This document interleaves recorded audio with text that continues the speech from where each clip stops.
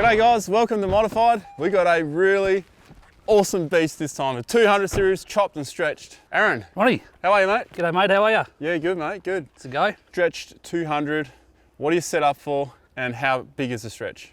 Well, to start off with, it's a 2020 200 series Landcruiser, stretched and converted by Creative Conversions over in Queensland. It's a 650 extension. It's set up for touring, yeah. I understand you sleep in the back of this? We do. We've got a bit of a cool setup in there. It's killer. Sleeping in a canopy. We got to see that. Mate, we got to see that, guys. Mate, saves us from sleeping out the elements, so yeah, it's good. This episode of Modified is brought to you by the Terrain Tamer eStore, the leaders in four-wheel drive replacement parts. So if you're building a four-wheel drive right now, they're probably worth checking out because they will have what you need. All right, guys, let's get back to the episode.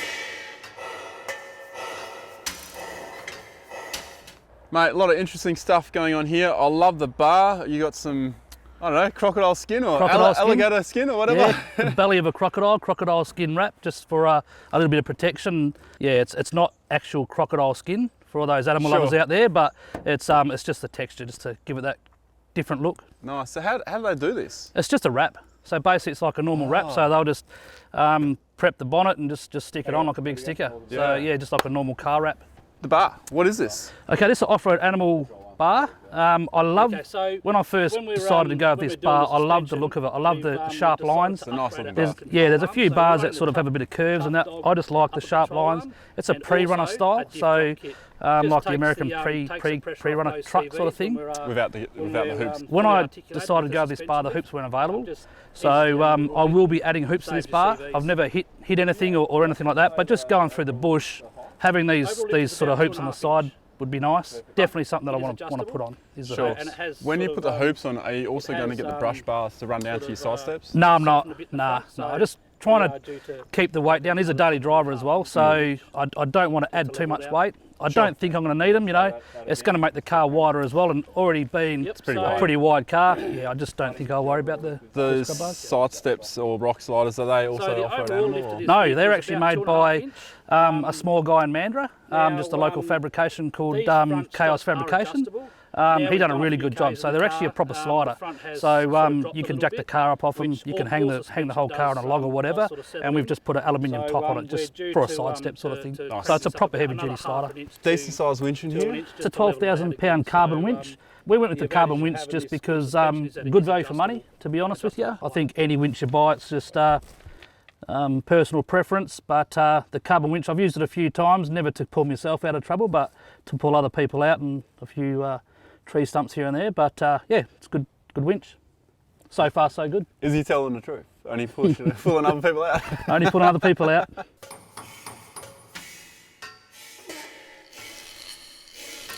All right guys, time to talk about the roof and we'll let Aaron take it away. Okay, roof rack wise, we've decided to go with the Rhino rack. It's a flat platform with the backbone setup. I love the look of the backbone setup. We only put light stuff up there. It's holding my shovel with my Rhino rack quick release shovel brackets, which are really handy. Just my Max Tracks with our Rhino rack Max Tracks brackets.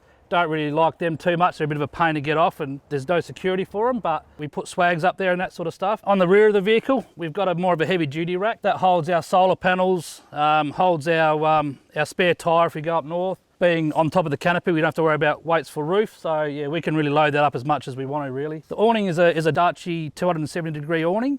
Really nice awning. I previously had a 30-second awning, which was a real nice awning as well, but the Dachi 270, the fact that it comes around to the front of the car, and because it's such a big car, it's just gives us that coverage that we're looking for.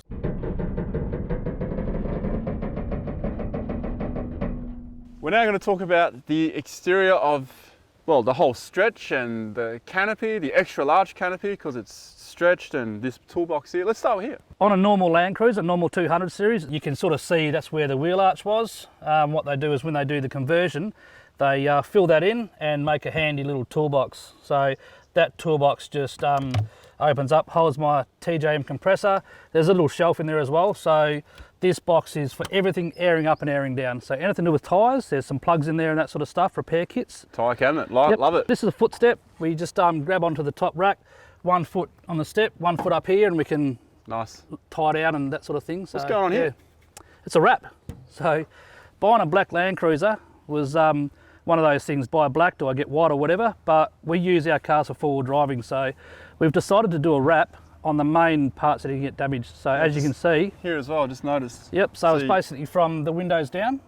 A company down in Mandurah, Four Signs, did the wrap for us, do a fantastic job. And like you say, there's scratches all over this thing. We pull the wrap off and she's brand new underneath. Perfect. Yeah, good idea with a black car, that's for sure. Yeah, you're not wrong, you're not wrong. Yeah. So just with the extension too, it's 650 mil. So, you know, they've moved the wheel back 650 mil. Yeah, that's just the perfect extension. You can get longer extensions, but we still use it for four-wheel driving and it's that happy balance. Does it feel more like stable than before, or you got it done pre-rego, so you probably didn't get to compare it? I have driven them before, off-road. Good thing about it is when you're in undulated sort of rutty ground, you seem to be sort of half up and half down the other rut, so it's probably a good thing rather than say a Patrol or a Landcruiser, you're in those ruts exactly the same, because there's that bit longer, you seem to be out of it a little bit, so I think it makes it a bit better. I think it's a bit better. Sure, just the ramp over angle obviously gets a little bit... Yeah, well that's why I've got sliders now, so you know, we did get hung up a couple of times, but with the sliders we can just slide straight off and no problem. Yep, there's a toolbox on each side. This toolbox simply just holds all my hand tools. So just while on the canopy, what we've done is we've got a couple of dogs. So we've got that panel so it's removable. There's a panel on each side. So if it's really hot, we've got the dogs in the back. There's 6 30mm bolts. We can just take that panel off and airflow for the dogs. It's really, really good. Both sides? Both sides, yeah, both sides. So the other side's a kitchen. We don't take that off very often, but yeah, it's this is the main side that we remove. Okay, so the rear of the canopy, there's a fair bit going on. We'll start with a fair bit going on. Yeah, we'll start with the drawer. It's quite a large drawer. This is for my recovery gear and my cooker. It's How deep is it? It's about 1.5, I'm pretty sure, 1.5 deep. Wow. So yeah, it's good size. It's all sealed as well. You can go through a creek crossing. It's as you can see, we use this for a proper four-wheel drive, and there's no dust in there. We've never cleaned that out, so it seals really well. I like how you haven't jam-packed it with absolutely everything, because I'm guilty of it too, but a lot of people we get on modified is jam-packed and they're going to move stuff to get the stuff. Yeah. It's much handier like that, isn't it? Exactly, yeah, and being that size gives you that room to sort of organise everything nice and neat. Hopefully we don't need to use it too often, but when you're out four-wheel driving, odds are you're going to use it. I've got a question though, because you had a cooker in there and he's got recovery gear, so are you cooking the snags or are you recovering? Well, generally what will happen is it makes you hungry. Digging holes and recovery, it's a hungry sort of job. So we rip the cooker out, cook some snags while we're in the middle of a recovery. Everyone's happy. While you're in a snag, you cook a snag. Exactly, exactly. What's this thing for? Okay, dual jerry can holder. Go jet skiing as well. So handy to have that dual jerry can holder. When it's got no jerry cans in it, we put wood in it. That's handy. Very handy. A ladder to get to the roof, I take it? Ladder folds down. Me being pretty tall, it's an extra long ladder, so it's quite strong. You can get up there and do what you need to do, and it is removable as well. It's basically got 4 clips either side, and you can pull the whole ladder off. One spare in the back for around town, I take it, and then you mentioned when you go remote touring, you got one on the roof as well. One spare around town. If we head up north or we're going remote, we'll sit another tyre up on the roof. Okay. Just to keep the weight down when we're driving. I'm guessing you got a carbon copy of the boxes on the other side, so can you run us through what you got there? So that cabinet's just basically some tent pegs and just odds and ends that we'll need. That's easy grab sort of stuff. There's another toolbox mirroring this side on the cab. That's all our awning gear. I will mention this bag now because I absolutely love it. When I was looking for a bin bag, it's the only one that I could find that empties from the bottom. It empties from the bottom. Pull a solo bin underneath it, unzip it, empty it. That is so cool. So I don't run a bin bag. It's easy to hose out. And yeah, it's the best one that I've found for ease of emptying. It's awesome. That is ingenious. It's awesome. It's made by AOS.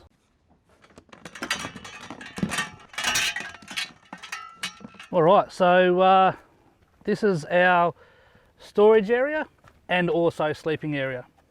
You sleep in here? We sleep in here. Interesting. This is it. This is where we sleep. Inside? Inside. No, inside. Inside? Yep. Okay. This obviously folds out though, yeah? This folds out. We've got like a little tray that pulls out. We've got some canvas walls that go up, and Yeah, it's absolutely Hollywood. This is a setup. Plenty of room in here. It's about the size of a queen bed. It's roomy. So it's basically 2 meters by 2 meters long by 1.9 wide. So 2 people in here, there's more than enough room.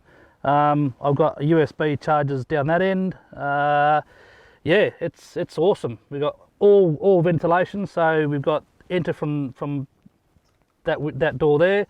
We've got windows here that open up, and also a window at the back here. It's all canvas. It's all waterproof canvas, so it's quite heavy.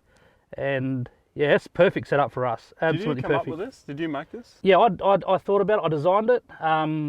We got guys in Mandurah to do the canvassing for us. Mandurah Canvas, they done a fantastic job. The guys that did the canopy, they made the tray for us and all that. But yeah, pretty much my idea. It's worked out awesome. I'm really happy with it. That's a wicked idea, man. I've never seen anything like this before out of a canopy like this. And I'm sure there might be, but not in the 200, I don't think. No, definitely, it's definitely opened some eyes. We just wanted something different. I like to think outside the box, you know. We've had the rooftop tent, we've had tents, we've been in that track, but this here is perfect and doesn't take up a lot of room. This being a storage area, we just fold it up, chuck boxes on there and storage boxes, and yeah. I like the fact that you could just remove it all. Yeah. And use this. Well, you still use it as storage, right? Because when this mattress was in there, you're only taking up 200 mil. Yeah. And you still got all that space. So I take it when you go traveling, you probably got some boxes or something on top of it you just take out and then you set this up? Yeah, that's right. Yeah, we've just got some 3 storage tubs that go in here. Pull them out, slide them underneath the car and set this up. Yeah, it's very easy, very, very fast. Impressive. This is the kitchen, the business side of the canopy, if you want to call it. Upright fridge. 130 litre Bushman upright fridge. It's always one of those things, do you go upright or do you have a slide out, all that sort of thing. You've obviously had both types? We have had both types, yeah. Yep, do you prefer this? Definitely prefer that. Probably the worst thing is when you're four-wheel driving, the drawers can actually slide out and then stuff falls behind the drawer. It's a thing with Bushmans, that's a bit of a pain. The good thing about this is it's easy to reorganise. Organised? Yeah. On the shelves, you're not digging things out like in a conventional. Yeah. Well, a lot of fridge. times you got stuff on top of stuff. Yeah, yeah. So this is just easy to organise and it's got the separate little freezer. You're taking this space because if you have a chest fridge, you can't really put stuff on top. No, it's wasted space. Yeah, it's wasted space. Probably get a bit off track here on fridges, but let's talk about your power. So we're running the top of the Wazza Red Arc power management system with this vehicle. So it's full Red Vision system, BMS 30, 200 ampere hour lithium Red Arc battery, 2000 watt inverter, and 240 watt of solar on the roof. It's pretty much as big as you can get in the way of the Red Arc battery management system. It pretty much does everything that we need it to do. With the 2 Red Vision screens, we also have the ability to have Bluetooth connection. So we can sit at camp, we hear a noise behind the ute or whatever, we can turn lights on, turn lights off with our phone, check the state of charge on our battery by our phone and all that sort of stuff. So it's an awesome bit of kit. Excessive? Very excessive. Everything's excessive. That is a slightly bigger oven than what you normally get? Yeah, that's the Big Bertha by Road Chef. Just a little bit bigger than the other ovens that are on the market. The advantage of that is we can cook a roast and we can have veggies underneath it, and which we have done a few times. Oh, nice! And, so you get the meat dripping into the veggies. Yeah, it's a great setup. It's a great setup, and like you say, it's a good size oven. Nice. Draws a bit of power, but we've got enough power on board to handle that. I like your storage system here. You got your USBs and all your power. Mate, where's the coffee machine? Yeah, well, I'm a teetotaler, so I don't really get in the coffee, but what we do have is we have an ice machine that we put in here that's not in here now, but we've got an ice machine, 12-watt ice machine that sits here, and that's for later in the afternoons.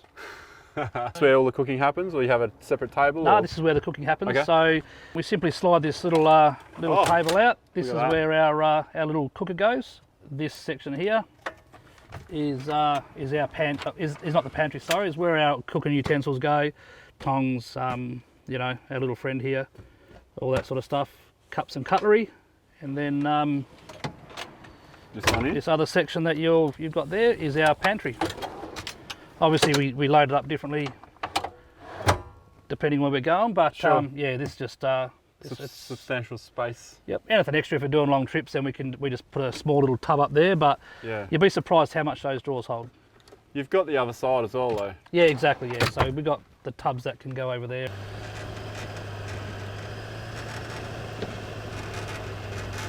It's time for suspension. Now, Aaron's going to talk us through the whole lot. There's a fair bit going on, so get your notepad out, especially if you've got a 200. This is one of my favourite parts of the car, of any four-wheel drive, and what I think is probably the most important part of building a four-wheel drive is suspension. Suspension can make or break your car. You want to go full off-road, heavy-duty suspension, you're going to hate driving on the road. You want to go soft on the road and comfortable, really hard to get that balance. What I've done is sort out a suspension that I think is going to be really nice on and off road. Before we get into the suspension, we're going to talk about the GVM upgrade on this vehicle and the towing. When I got this vehicle built by Creative Conversions, we've opted for the 4.2 tonne towing, true 4495 GVM upgrade. The fact it's going to have a canopy on here and a fair bit of weight potentially, and we tow big boats. So we've needed to go for the biggest upgrade that we can get. And as far as I know, can only be done pre-rego. Don't quote me on that. Back on the suspension. I've had a fair few vehicles in the past, and I've had Ironman suspension, I've had ARB suspension, I've had Icon, which is American racing suspension. We've opted for Outback Armour suspension. When I first got this car over in WA, it had plus 650 rated springs in the back. It had no suspension basically. Once we got the canopy on, we thought, oh, it'll soften up a little bit. It just didn't. It was an absolute rocking chair to ride. What we've done is we've downgraded those springs to plus 400s and chalk and cheese between the right of the vehicle, between the two springs. So now it's nice and soft. It rides really nice. We've got adjustable suspension, so it gives us the ability to harden it up. So if we're going pretty hardcore off-road, we'll stiffen the suspension up. On the road, we're running pretty light because it is my daily driver. We just soften it up, and it's really like a riding on a cloud. The rear end, to help cope with the weight, the fact we've gone lighter springs in the rear, we've got airbag man airbags just to help handle that weight when we've got the boat on. It's a fine line, you know. You want to be able to handle the weight when you load it up with the canopy and you're towing your boat or caravan, but when you're just daily driving, you don't want it too stiff. Airbags give you that ability to handle the weight when you load it up and be nice and light and ride well when you've got no weight in it. Extreme duty suspension, all big bore shocks, and mate, this thing rides absolutely beautiful. So really happy with the suspension. Works perfect for us. As with the 200 series, IFS front end, so it's got struts and all fully adjustable. Decided to upgrade our upper control arm, so we're running the Tough Dog upper control arm, and also a diff drop kit. Takes the pressure off those CVs. Overall lift is about 2.5 inch.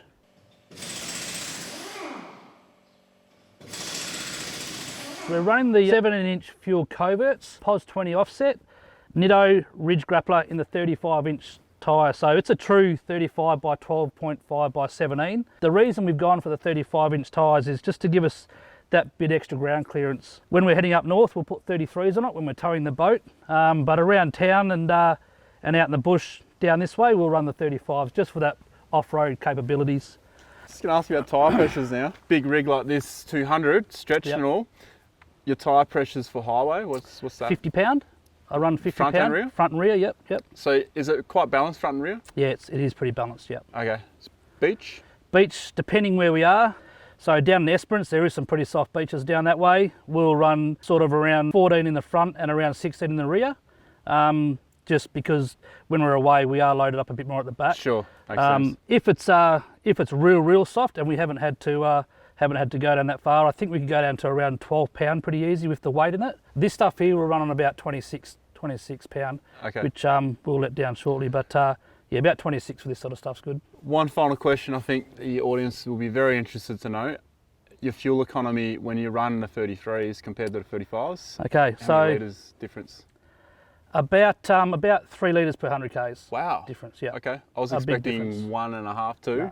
No, 35s change it a fair bit. Yeah. So, and another reason with fuel prices these days why we put the 33s on to go up north. But yeah, fair bit of difference between 30. Not a lot between factory tyres and 33s, maybe a litre. But yeah, with the 35s makes a fair bit of difference. Fuel guzzlers. Fuel guzzlers, yes. Just while we're on the tyres too, To fit the 35s, we've had to do a body chop. A guy in Mandurah called Chaos Fabrication, he's done the body chop as well. Just allows those tyres to get that full articulation and full swing when you're turning.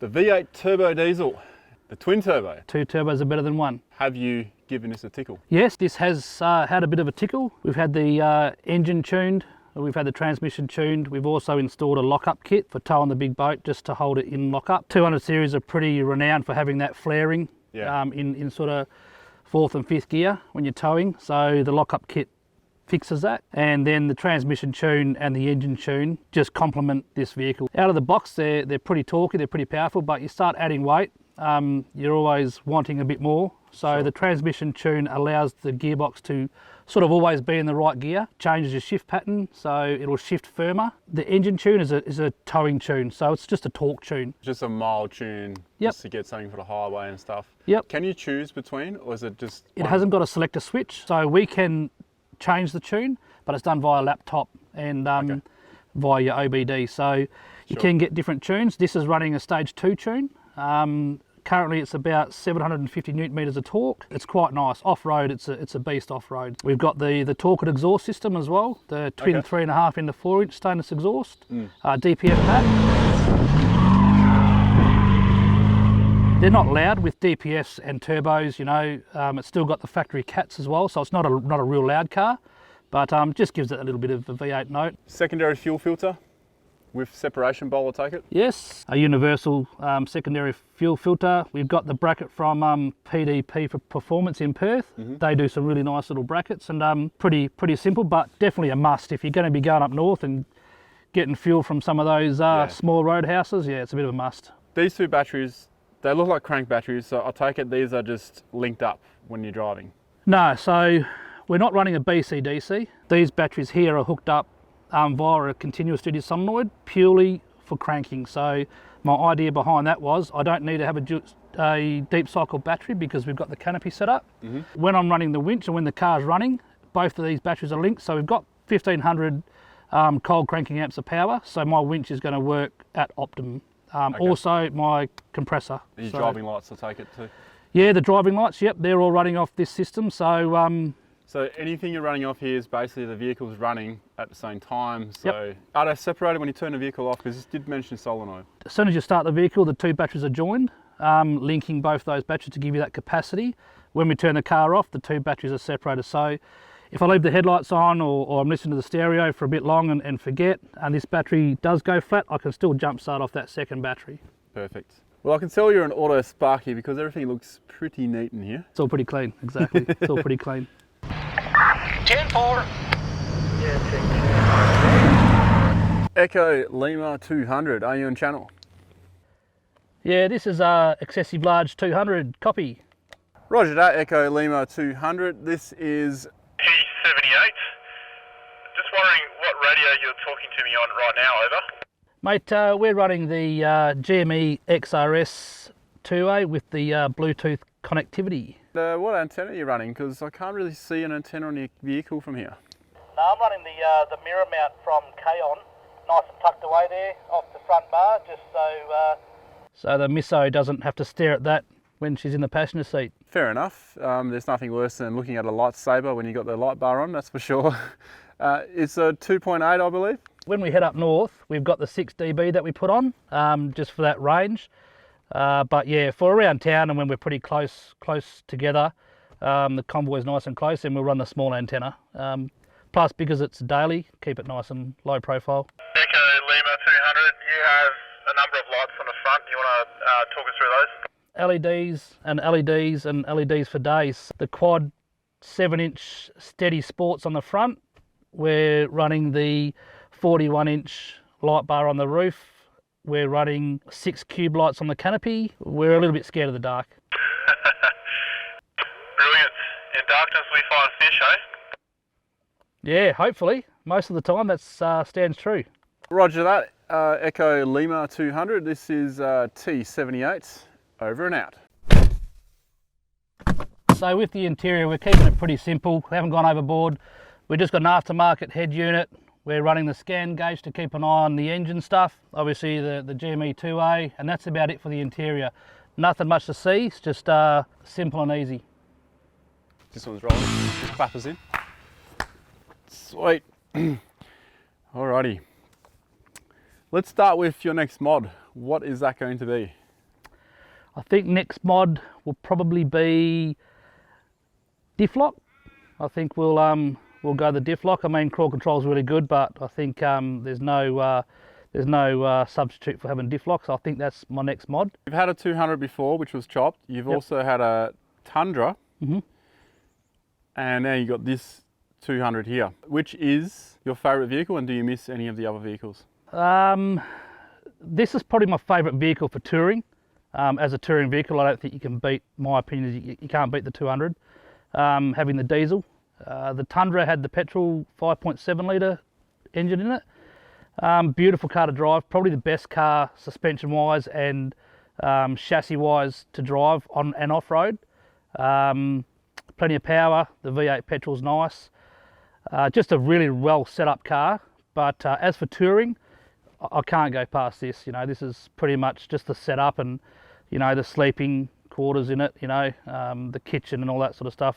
Yeah, I can't go past the 200. The Tundra, I had a tub rack with a rooftop tent, but just found getting up and down, you know, throughout the night was a bit of a pain. Still okay, nothing wrong with it. Still super comfortable when you're in there, but just you know, getting down in the middle of the night a couple of times was a bit of a pain after a couple of beers, yeah.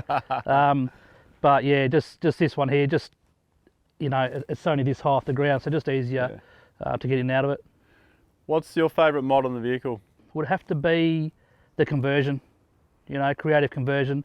650 chassis extension just transforms the vehicle, transforms it from already a good vehicle to, you know, the ultimate sort of tourer. I think anyway. It's powerful, comfortable, off-road capabilities are more than what we, you know, are going to do more than what we do with it.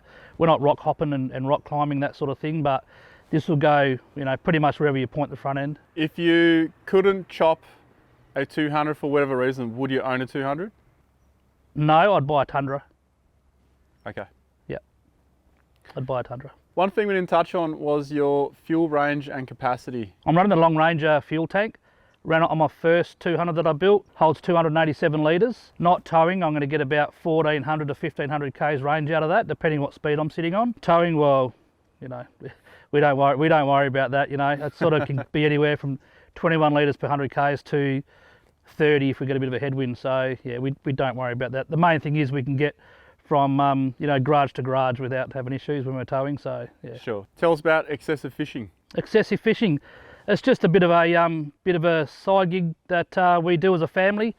We've always done a lot of fishing. We've always videotaped or recorded what we did. Go home and watch it afterward at a barbecue or whatever. We'd always sit down and just watch our antics and that sort of thing. So, but with social media coming on board and making it real easy to make videos and just post it for other people to see what we do.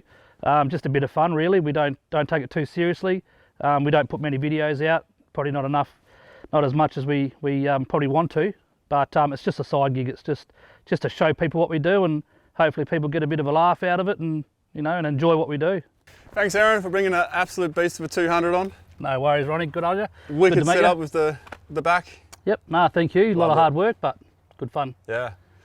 And also thanks to our sponsors at the Terrain Tamer eStore. So guys, if you're looking for spare parts for your vehicle, check them out, guys. They'll probably have what you need, and we'll see you guys next week.